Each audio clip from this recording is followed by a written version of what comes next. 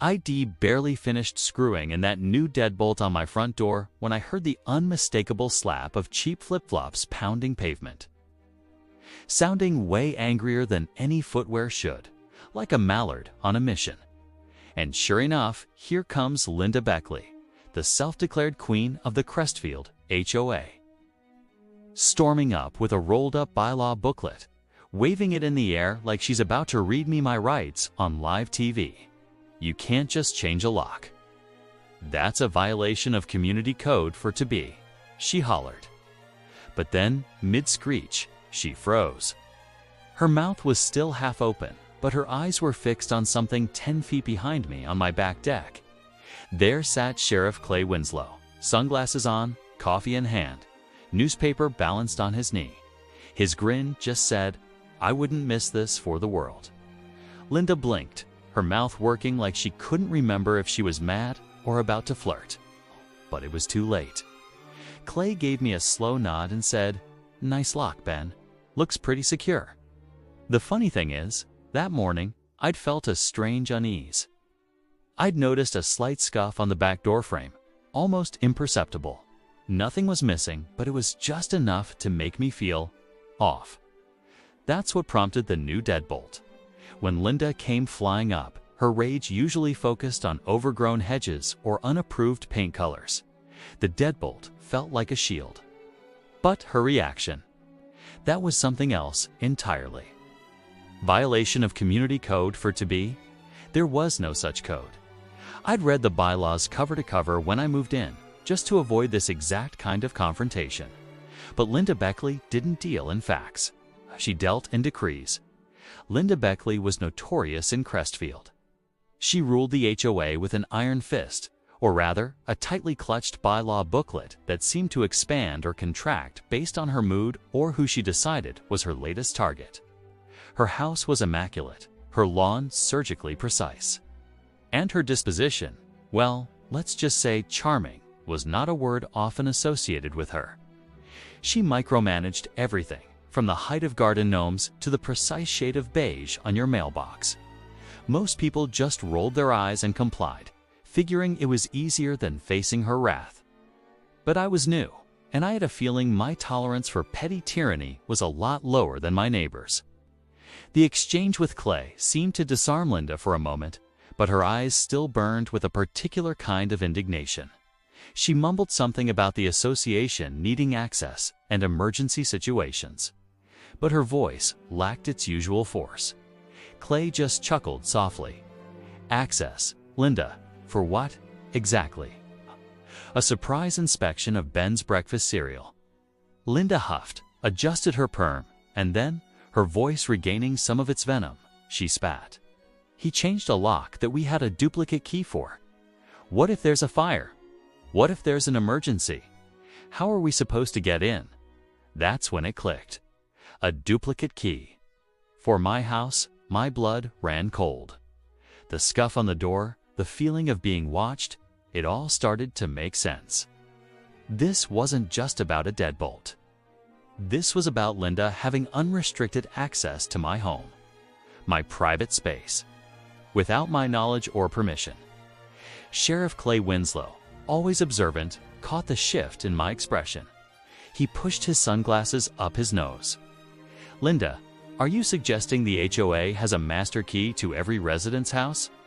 Because that sounds an awful lot like breaking and entering, especially if the homeowner hasn't provided permission for entry."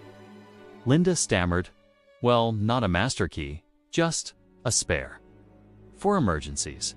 It's always been common practice. It's for the good of the community." "Common practice isn't legal practice, Linda," Clay stated, his voice now firm. "And entering someone's property without their express consent, especially if they've changed their locks, is a serious offense."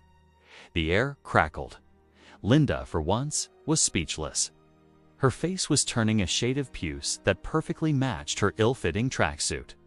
But the real revelation came shortly after. Clay had a quiet chat with some of the older residents. It turned out, a previous HOA board, decades ago, had indeed kept a set of emergency keys. But that practice had been officially discontinued and condemned years ago due to privacy concerns. Linda, however, had apparently taken it upon herself to maintain this old system, likely keeping a mental or even physical list of which keys went to which houses, or worse, actually using them. My mind raced back over the past few months.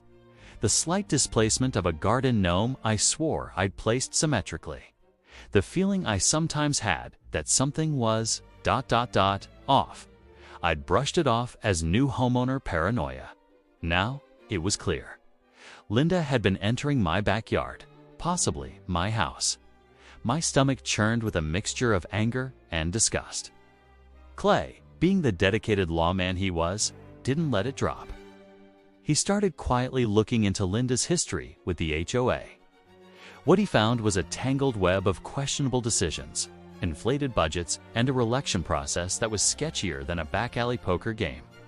It turned out Linda's reelection was secured by votes that appeared to come from long-departed residents and even a few who had passed away.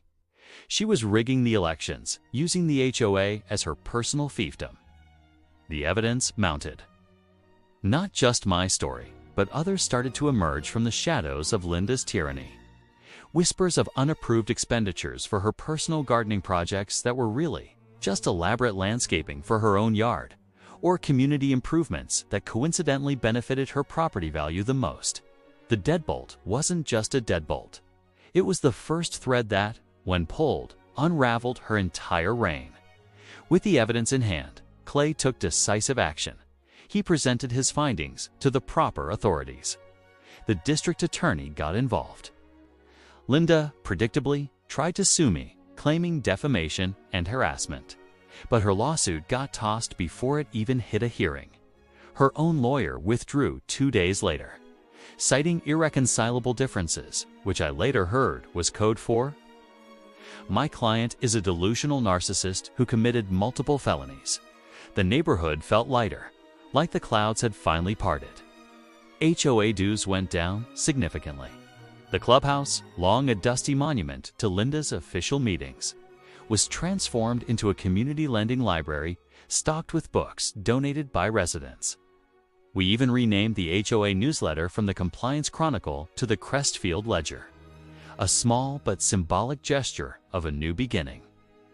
Then one morning, I spotted Linda by her car, just staring at the for sale sign in front of her old house. She didn't say a word, just shot one last venomous look at my porch, got in, and drove away. That was it. The end of the Linda Beckley era. The next morning, I found an envelope in my mailbox. No name, just a photo from last summer's BBQ. Linda laughing with neighbors she'd eventually tried to bulldoze. On the back, someone had written, "Don't let it happen again." I pinned it next to the very first violation she ever wrote me. A silly note about my trash can being visible an hour too long. It was a daily reminder of how fast things can turn when nobody stands up. Sometimes all it takes is one small act of defiance, like changing a deadbolt to expose the truth and take down a tyrant.